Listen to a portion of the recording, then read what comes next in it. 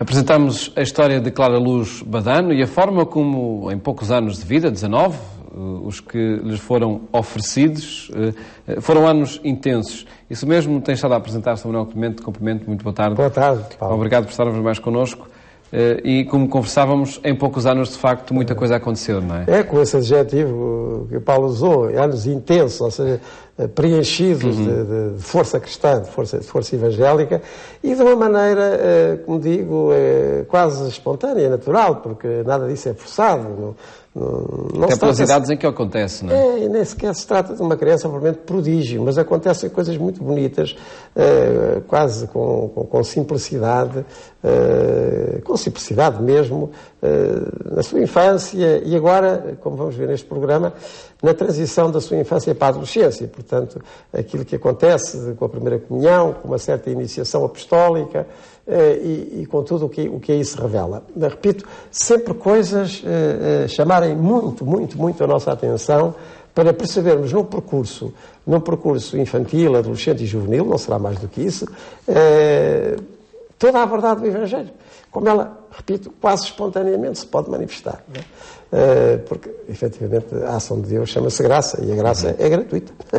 É gratuita, não é propriamente fruto de grandes conquistas nossas, ou nenhumas, ou de grandes elaborações intelectuais, porque às vezes é precisamente nos simples que mais se revela e frutifica, mas é de verificar como a história de Jesus, porque nós vamos ver, será uma história pascal, não seria de outra maneira para ser beata ou santa ou mesmo cristã. Portanto, é uma história pascal. Portanto, como a história de Jesus, a pouco e pouco vai acontecendo também na vida desta jovem italiana. Mas então hoje vamos dedicar o programa a essa fase que em muitos casos é problemática e às vezes complicada, muito complicada, a passagem da infância para a adolescência, não é? Porque, enfim, a adolescência é um mundo em que muita coisa desperta dentro e fora da pessoa, e o que pode provocar um certo estonteamento e um certo despiste, não é? Mas não vai acontecer assim com a nossa Chiaretta, e então eu peço ao Paulo para ler mais um trecho deste magnífico livro de Francis Coriasco sobre o que é que acontece nessa transição da infância para a adolescência de Chiara Badano. A 27 de maio de 1969 recebe a primeira comunhão. O pároco oferece às crianças pequenos evangelhos, cuja maioria ficará a apanhar pó numa estante ou numa gaveta. Não declara que será o seu companheiro inseparável. Foi assim que ela consolidou rapidamente uma relação íntima e continuada com o seu Deus. Relação muito encarnada na relação com o próximo. Como com a Senhora Esperança, para escolher um caso só, uma velhinha do hospício vizinho à casa dos Badano. Clara ia visitá-la muitas vezes. Conversava com ela, ajudava nas pequenas coisas e, sobretudo, diminuía-lhe a solidão. Uma espécie de adoção de vizinhança. Clara ouvira falar dos folclorinos a uma conterrânea, Adelina Zunino, que convidara os Badano para a Family Fest, um grande evento internacional especificamente dedicado às famílias, realizado em Roma no 1º de maio de 1981. Rogério opôs alguma resistência, mas deixou-se convencer. Sempre era uma boa desculpa para levar Clara e Teresa a visitarem Roma. Voltaram muito felizes os três. Para Teresa e Rogério foi sobretudo ocasião para redescobrirem e consolidarem a sua relação de casal e aprenderem um modo novo de entender a palavra amor em família. Para Clara foi pelo menos a confirmação definitiva do valor do Evangelho como bússola para a orientar. Ficou cheia de vontade de aprofundar e concretizar o que tinha ouvido a Chiara Lubick e muitos outros testemunhos de vida. Sentia sobretudo crescer a urgência de poder compartilhar com outros este seu novo horizonte. Ora, está. Tanta referência interessantíssima sobre uma passagem feliz da infância para a adolescência. Portanto, 8, 9, 10, 11, 12 anos, como aconteceu com a nossa Chiaretta, Clara Badano. E então o que é que isso conta? Conta-se antes de mais a primeira comunhão. E como na primeira comunhão, lá em Sacelo, na sua paróquia, o pároco lhe ofereceu a ela, como aos outros meninos e meninas que fizeram a primeira comunhão, um exemplar dos Evangelhos.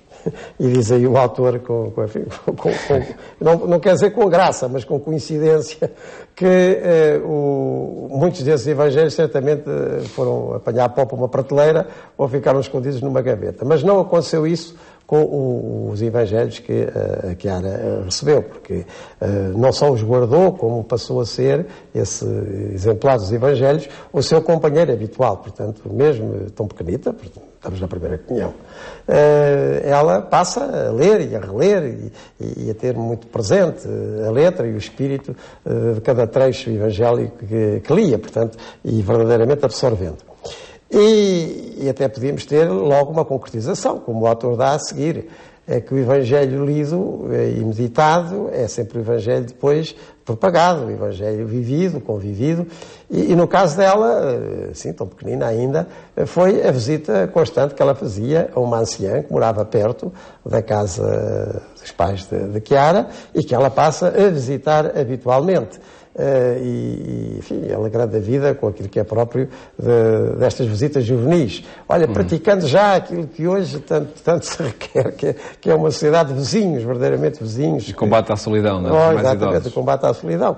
Mas é muito bonito, porque, repito, estamos a falar de 8, 9, 10 anos, não estamos a falar de mais que isso, e, portanto, um Evangelho que leva a sério uma comunhão sacramental, a palavra de Deus, o Evangelho assimilado constantemente, e depois a prática cristã.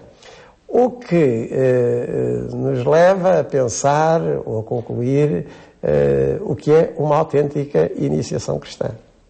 Uma autêntica iniciação cristã, também à luz deste percurso da nossa Chiaretta.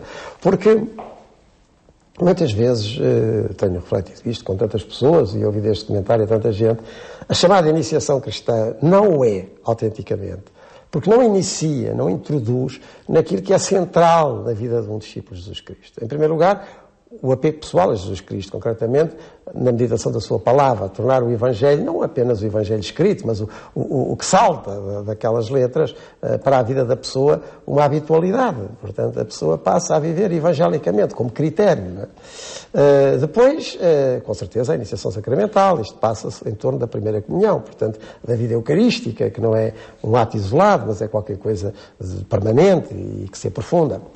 E, como consequência, a prática da caridade. Como consequência e como exercício, a prática da caridade. Portanto, o ir ter com o irmão e ter com o próximo, aproximar-se de, não ficar à espera apenas que outros se aproximem de nós, mas a aproximação dos outros. Ora, todos estes elementos nós encontramos, assim ditos, de uma maneira, enfim, corrente por este autor, mas na vida desses anos entre a infância e a adolescência da nossa Clara Badan.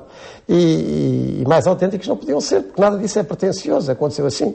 A primeira comunhão, a devoção, o Evangelho que lhe ofereceram, pronto, a leitura diária, a visita ao outro, tinha que ser. Se lia o Evangelho, tinha que se praticar. Mas, às vezes, demora-se muitos anos a concluir isto. No caso dela, não foi preciso demorar muitos anos.